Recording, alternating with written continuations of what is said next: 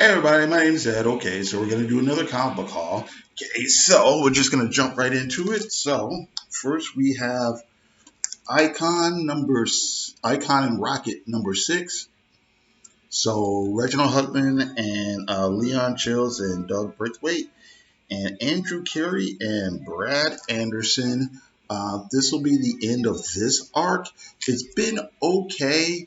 I have to say that the kind of action adventure part of it, it's been pretty decent. I think trying to touch on kind of social issues haven't been as good as the series from the 90s.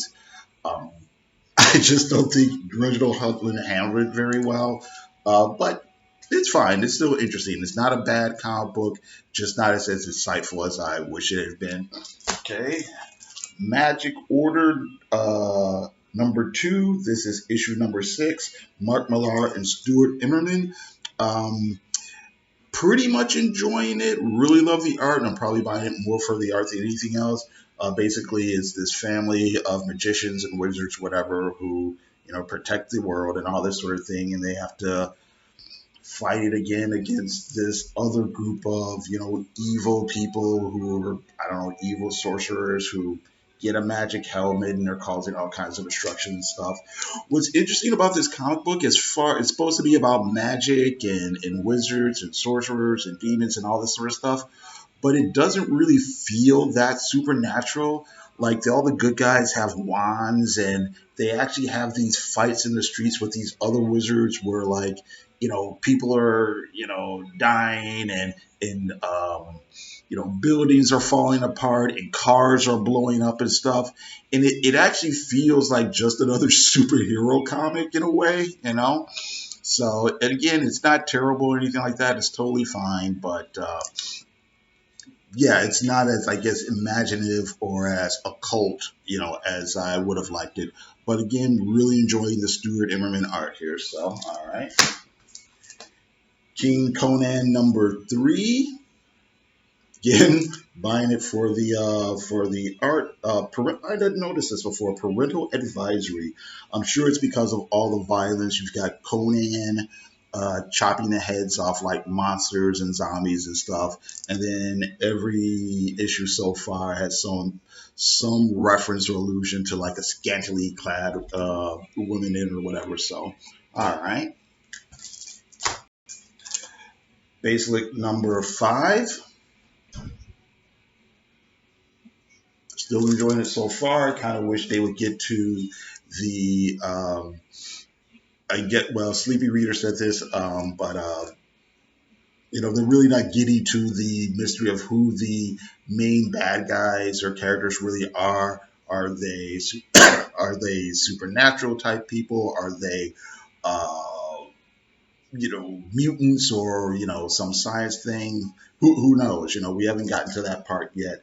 There's all these allusions to maybe they're supernatural beings, and they've got other humans following around at this kind of culty type way. Basically, they're walking around causing death and destruction. They have their followers. This main woman has kind of left the group, and she's teamed up with this regular human person who's hunting down the group for revenge. And it's pretty decent. It's done well. I'm into the story, but maybe it's time for it to start moving forward as far as giving us some answers. So here's number 5.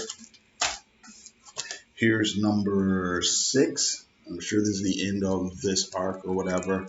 So it kind of seems like they might be pacing it out to be maybe like a 25 issue series possibly, or maybe a 30 issue series. So that's probably why they're kind of taking their time as far as getting to the mystery of who all these characters really are and whatnot. Primordial number 5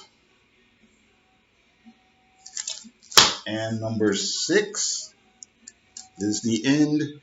And like I mentioned before, this is basically the end of 2001, only instead of having a human person in it, you've got these animals who were shot in space during the early days of the space race. You've got a monkey, a couple of monkeys, and a dog. So awesome. They have a big, nice, trippy, psychedelic adventure. And then we also have Frank Cho's Fight Girls, number 5 of 5. Again, not very deep. It's actually quite shallow. You have this kind of Hunger Games, Running Man type game in the future, except all the contestants are women and they're fighting for the crown or whatever. And there seems to be an underground resistance or whatever. The story really doesn't take itself that seriously. Again, it's a fun comic just for the Frank Cho art. All right. And then we have some back issues. I have Jennifer Blood number 7 and number 8. I've heard of this character in this comic before. I know it was created by Garth Ennis. I got these two particular issues because this is the start of well, these are from a couple of years ago. Is the year on here? Yeah, 2010. But these were written by Al Ewing, who's doing a lot of work for Marvel these days. So I thought it might be interesting to see how, he might be, how it might be interesting to see him work on something like this as opposed to the, mainstream Marvel and DC superheroes. So, all right. Comic number 1. This is from '83, Red Circle. These are these old I think Archie related characters at one point. I just saw Solid Forbin talking about it recently, and it just reminded me of like an old article or review in like Comics Journal or something. I think it's supposed to be like a really dark take on the characters. So it'll be interesting to get into and say in here. Reintroducing the comics legend, the bloodthirsty cosmic Avenger. So anyway, art by it doesn't wait. The artist Carmine Infantino and inking by Alex Nino. So and written and edited by Bill Dubay. I want to say Bill Dubay did a lot of stuff for Warren. Did he? Yeah, he did for a lot of stuff for like Warren Publishing. Probably like right around this time. All right. Okay. The bloodthirsty cosmic adventure. Ah. Okay. All right, and let's see here. Reprints. This is Green Arrow, Green Lantern number 1. These are the Baxter reprints from the early '80s that were reprinting those stories from the early '70s. So I think I have the whole thing here, which would complete the whole run. So this might be a fun comic book to maybe do a review on some days, or I should say the run anyway. Do some sort of review or over review or something like that. So maybe. Oh wait. I didn't notice this. This comic has a wraparound cover, also featuring The Vengeance of Hangman.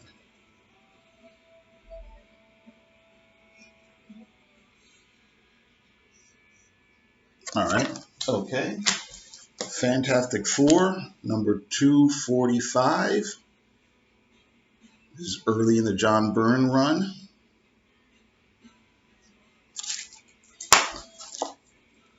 We've got Harold Head, number 1, Hitler's Cocaine. It's real interesting to see how Harold Head has this really heavily Wally Wood influence style, it looks like.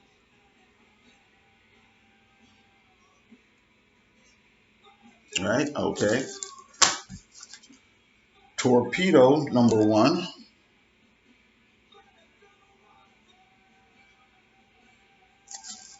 And then The Other History of the DC Universe, number 2. I have all the other issues of this, but when I was buying them before, most of them were like close to cover price. But for some reason, this was always popping up for like 15, 16 bucks, and I couldn't figure out why. I didn't know if maybe it had a shorter, smaller print run or something. I don't know. But I finally saw it going for a bit cheaper. So, alrighty. Okay, and that's about it. So we got other history. So wait. Superhero revisionism,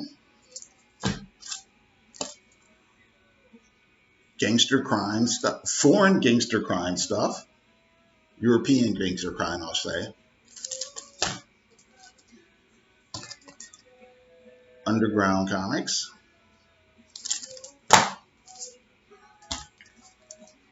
mainstream superheroes,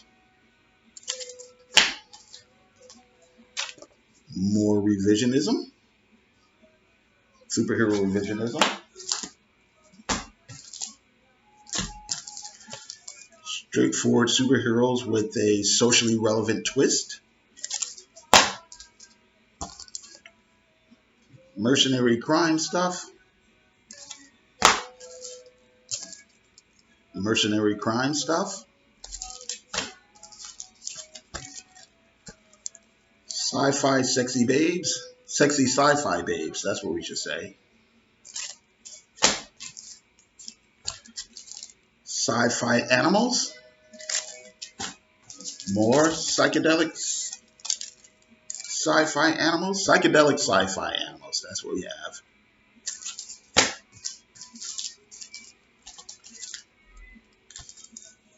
Horror stuff, small town horror stuff, small town horror, sword and sorcery,